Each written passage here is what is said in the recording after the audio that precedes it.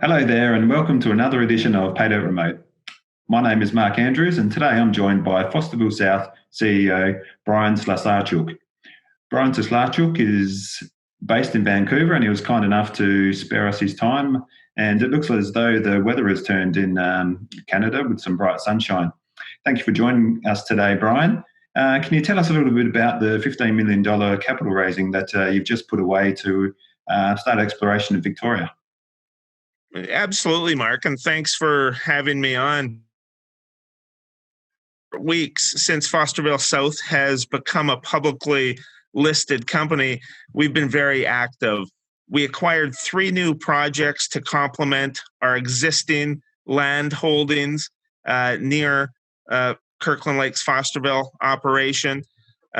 We also announced the startup of drilling with a 2 drill rig program at our Golden Mountain property, and we arranged a $15 million financing. The financing was oversubscribed, demand far exceeded supply. There were cutbacks to allocations. And in addition to support from some of our existing large shareholders like Eric Sprott, we also added some great new institutional investors. And you're in close vicinity at one of your projects, Lauriston, to Kirkland Lake Gold's Fosterville mine. Can you tell us a little bit about Lauriston, and do you see potential for any sort of partnership with Kirkland Lake down the track? Well, Lauriston is a 600 square kilometer land package. It's immediately south and adjacent to Kirkland Lake's Fosterville tenements. It's got the big regional structures running through the project as they do at Fosterville itself. It's got gold with antimony in spades. And very importantly, it has had significant historic hard rock production records showing 230,000 ounces plus of production at a head grade north of 20 grams. I think that it's too early to say what type of corporate synergies might or might not exist down the road, but we've definitely got a premier land package in what's arguably the world's most important mining camp for high-grade gold. Given your interest and Kirkland Lake's stunning performance at Fosterville, would you expect many of your fellow Canadian peers to follow the trend of yourself and Kirkland Lake into Victoria? Well, Kirkland Lake has had incredible success at Fosterville.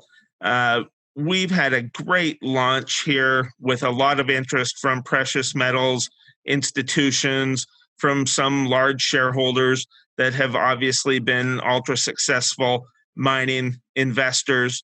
And I think based on our successful launch, and more importantly, the incredible success that Kirkland Lake has had at Fosterville, the area is becoming more and more well known in Canadian circles. And I would expect more North American companies, in particular, more Canadian companies coming to Victoria and this area in general. But that being said, Mark, Rex Motton, who's our COO, his home is 25 minutes away from Kirkland Lake's Fosterville operations. He's very much a local guy, and it was his knowledge that led to the acquisition of our land portfolio over a multi-year process. So Rex really got a head start on the herd, and it remains to be seen how much more good ground is left. But that all said, I do expect more companies to join the fray in this gold camp. Might be an idea for Rex to plunge a few holes into his backyard, see if the mineralisation extends there.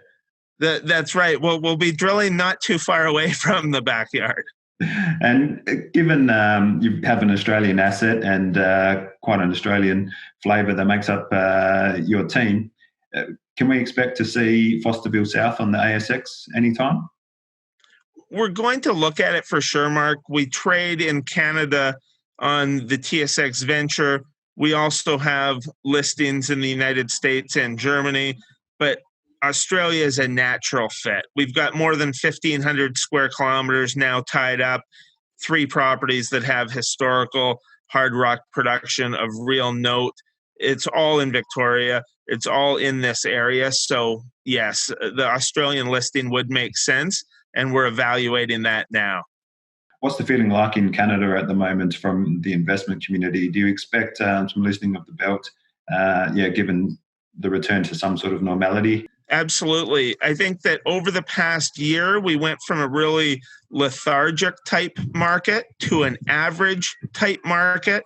And now the interest for gold and silver equities is exceptional. I think that was evidenced by the Fosterville South fundraise that went so hotly oversubscribed this past week.